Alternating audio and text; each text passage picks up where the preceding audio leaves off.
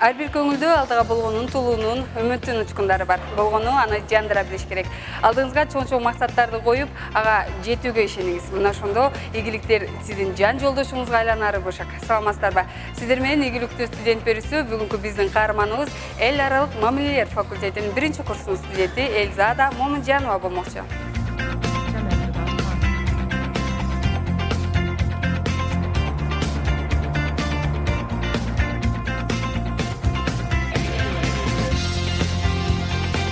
Менин күнүмкү жашоом мына ушинтип жүгүрүү менен башталат. Эртең менен таза аба, сергек жашоо, эртең менен кыялданып, кенен ойлонгонго эң сонун убакыт болот.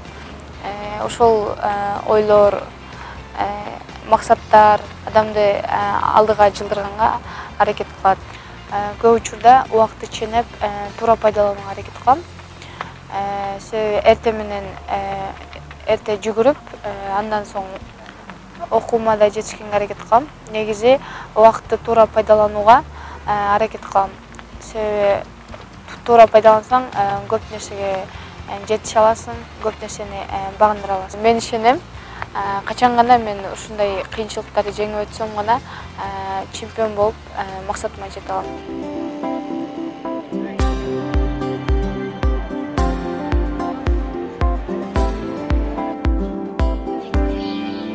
Мен Ош мамлекеттик университетинде окуп жатканыма аябай сыймыктанам. Студенттерге бир гана окууну эмес, изденүүнү, ишенүүнү, ийгилик жаратууну үйрөтүүчү окуу жай. Негизи кесибим боюнча келечекте дипломат болом, буюрса. Окуум менен спортту бирдей алып кеткенге аракет кылам. Себеби спортту эле алып кетсек, окуу тараптан артта калышыбыз мүмкүн. Ошондуктан окууну дагы бирге алып кеткенге аракет кылам. Чет өлкөгө чыккандабы же арт тараптан бир коомдук иштерге катышып, арт тараптан өсүп өнүүгө аракет кылам.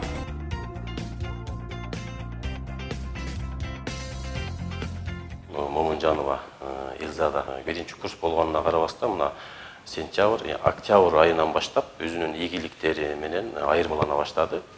Бөлөк биздин студенттерден ал кандай ийгилик? Бул ийгилик негизинен спорт жаатында ийгилиги көбүрөөк арта баштады. Эльзада бул спорт жаатында эле эмес, бул окууда дагы баягы дисциплинаны аябай жакшы кармаган кыз. Окуу тараптан дагы чоң мындай жетишкендиктерге жете алат да.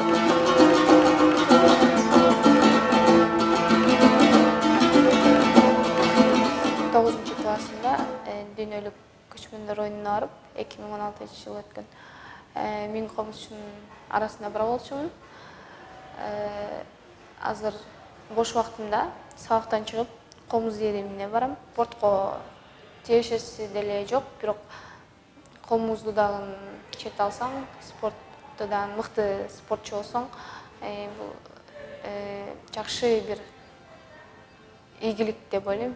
Талант адам арт тараптан өнүгүп өсүш үчүн бир ордунда тынбай ар дайым эмгек, изденүү менен жүрсө, ошол жерде өсүп өнүгүп болот.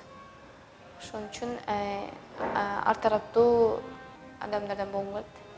Кыргыздын дагы бир ушундай укмуштуудай бир аспабы, маданияты бар экен, башка мамлекетке көрсөтүп, даңазалап келгим келет. Эльзада Момунжанованын күчүнө, досум катары, спорттук жолдошум катары эң жакшы бааларды берем. Эң жакшы адамдык сапаты деле бардык жаатынан эң сонун кыз деп. Экөөбүздү дагы бир башка бир максат бириктирип турат. Ал максат Кыргызстанды жалпы дүйнө жүзүнө таанытуу. Мындайча айтканда, Кыргызстандын башка мамлекеттерге да таанытуу болуп эсептелет.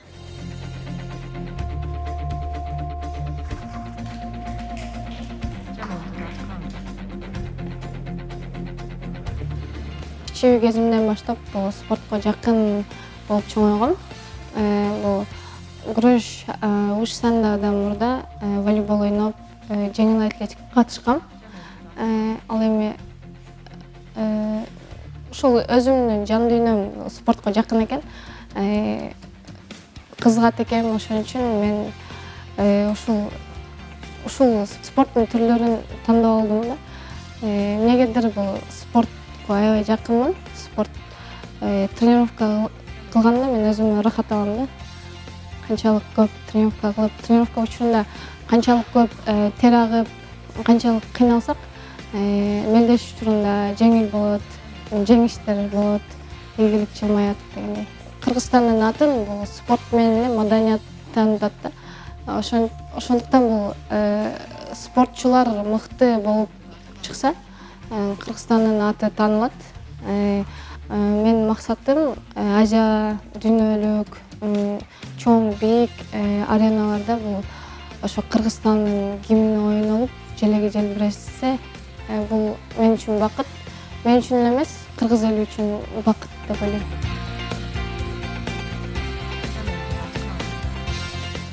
Элизада мага келген 6 ай болду. 6 айда жакшы ийгиликтерге жетишип келатат. Мисалы айтсак, пинчак силат боюнча Орто Азия чемпиону, уш санда боюнча Орто Азия чемпиону болду. Кыргызстан чемпиону пинчак силаттан уш сандадан. Пинчак силаттан дагы Малайзияга барып 2-нчи месттен алып келди. Ийгиликтерди жакшы кылабыз. Мен ойлойм, бул тугаса деп ойлойм да мынча. Тугаса спортсмен деп ойлойм. Неге көп өзү эркек балдардан көрө сразу уже өзүнүн үстүнөн иштеп, өзүнүн үстүнөн алып кете алат да. Бир нерсени айтсаңызчы, мисалы бүгүн бир задание берсеңиз, эртеси күнү уже даяр келет да, бул немечи. Ошолор менен алдыңкы немеде жүрөт да, башка спортсмендерден көрөчү.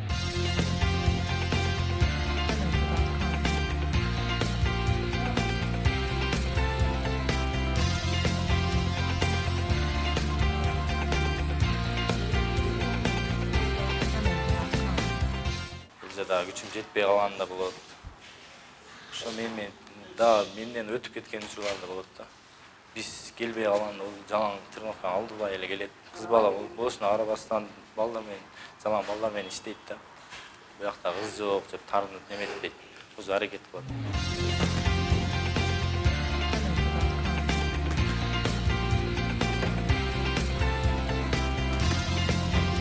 Ишеним бул ушундай күчтүү туюм, адам бир нерсеге ишене баштады, демек аны алдыда сөзсүз ийгиликтер күтөрү буршак. Ошондой экен, эң оболу ишенүүнү ойготуп, ишенүүнү үйрөнөлү. Кайрадан амандашканча.